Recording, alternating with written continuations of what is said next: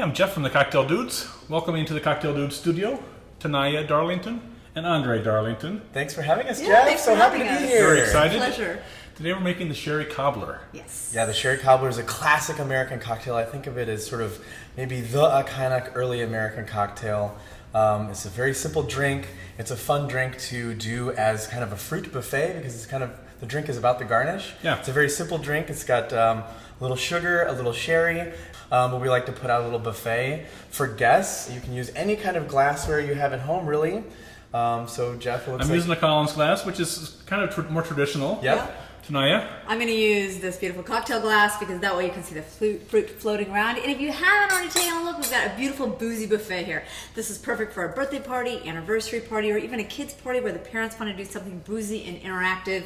The idea is you take fruit, seasonal fruit from the farmer's market or your garden, so herbs, build yourself a boozy sundae in the glass. And I'm going to Wonderful use and refreshing. a classic bottom of a shaker with the metal straw. Nice. Now, Tenaya and André are siblings. Yes. And authors of the cocktail book, The Modern... The Modern Cocktailer, which comes out in spring of 2016. With So Wine Press in Philadelphia. We don't have a copy here to show everybody. Alas. But I have seen parts of the book, and it is a nice cocktail book. Beautiful and very comprehensive.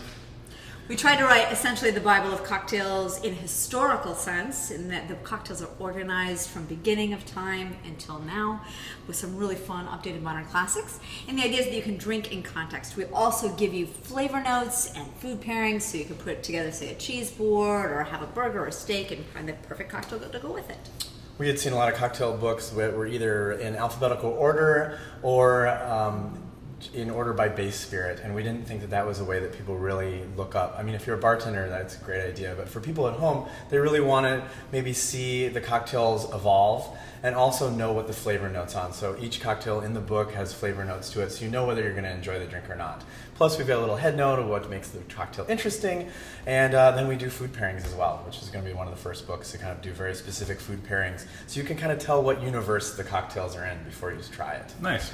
You don't see this cocktail around at too many cocktail bars now, but in the 1850s, you saw this thing everywhere, right? That's right. When you look back into the record, a lot of the Europeans that came over would write about this cocktail because it was so strange. First of all, this is the drink that brought us the straw. Originally, in order to get the sherry from the bottom of the drink, they would use a wooden reed, which then advanced into a metal straw with a little spoon on the bottom, so you didn't miss any of the fruit. And it's also the drink that gave us the Cobbler shaker. So the classic three-piece shaker with the lid that comes off to strain. So it's a very important cocktail, and it does a couple of things. One is shows how experimental the American cocktail scene was when it came out, and how variable it was, and how they were not afraid of using something like sherry and putting a little sugar and then putting some fruit on top. Also, one thing that's really exciting that I just want to make sure people know about is that we get to use cobbled ice. This is a drink that actually came around during the emergence of ice in bars. Before that, everyone was drinking warm or lukewarm cocktails. If you could imagine, this would be really refreshing because you'd have ice, booze, fruit as garnish, and you all mentioned these it was things kind of were- like air conditioning in your face. Yeah, well, it was hot back there, and Yeah. back then, of course, no air conditioning, and this would be just such a refreshing thing to partake of, I would imagine. This was a very aspirational drink, which is one of the Yes. reasons why it caught fire. If you could afford to have this drink, it had ice, it had a bartender that had, maybe a new cobbled shaker that were not cheap, and then lots of fruit that had to have been come in on the ice that they were using. And the name comes from cobbles and cobblestones, and the ice was basically, you want to get the ice down to about a pea size. And And how do you do that? You can do it with the traditional way was with a Lewis bag and mallet. Yeah, a loose bag is essentially a thick canvas bag. You add ice to it, hammer it with a mallet, and now it comes small ice. Right? The more you hammer it, the smaller the ice. But don't worry, if you don't have a Lewis bag and a mallet, and we'll show you what one looks like here in a second, you can simply use a blender, or Andre, you said you even use... I use a large Ziploc bag, and put a towel over it so you don't have ice chips flying everywhere, and you can hit it with anything that's heavy that you have in the house. Let's make some drinks. Yeah, awesome. make some drinks. So we're using sherry here today, which is traditional. Yeah, we're using an Amontillado sherry. Amontillado is a lighter style of sherry. It does start with a biological floor like a Fino, but then the floor dies out and it makes it a little richer. So it's a very caramelly, nutty, liquor to Yeah. basically base liqueur to Right. based on. Tropical It's actually not a liquor. So this was first mentioned in print in Jerry Thomas's cocktail book in 1862, and he recommended some sugar in there. Right. And I do that the traditional way with sugar to brighten out the fruit notes, I think. Tenaya prefers it Yeah, I with actually just do. the sherry. Yeah, just do it with the sherry. Sometimes a little mineral water if you want some bubbles. It almost makes it like a little sherry soda. You just need to make sure you get plenty of orange juice down the bottom of your shaker, or you can even muddle some berries to get a little extra If you're sweetness. using a heavier sugar, you just want to put in the sherry first, and I'm going to use like a sugar in the raw, a little bit of demerara sugar essentially. I use about just a couple shy 2 bar spoons, and then I put in the sherry in order to get it to dissolve. I put in my sherry early and give it a little stir so that it's not sticking to the ice when you shake the drink.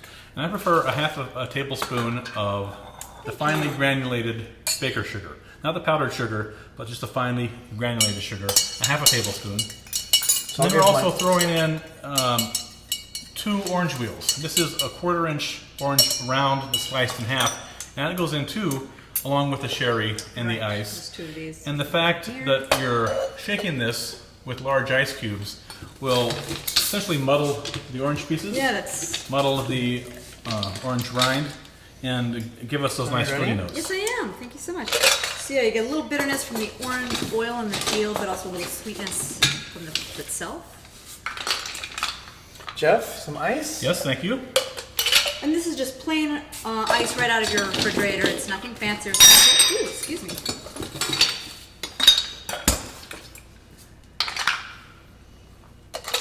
On your mark, get set, shake!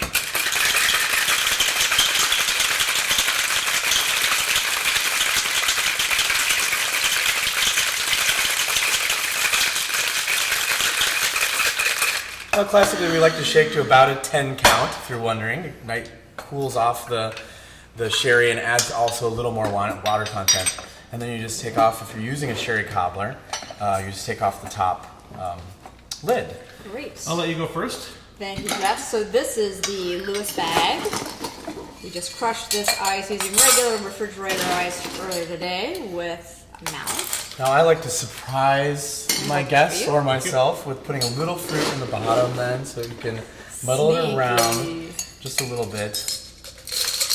Now, the benefit of using a Lewis bag as opposed to a Ziploc is that the canvas will absorb the water, and so when you're scooping out things, you're scooping out ice and not a whole lot of water.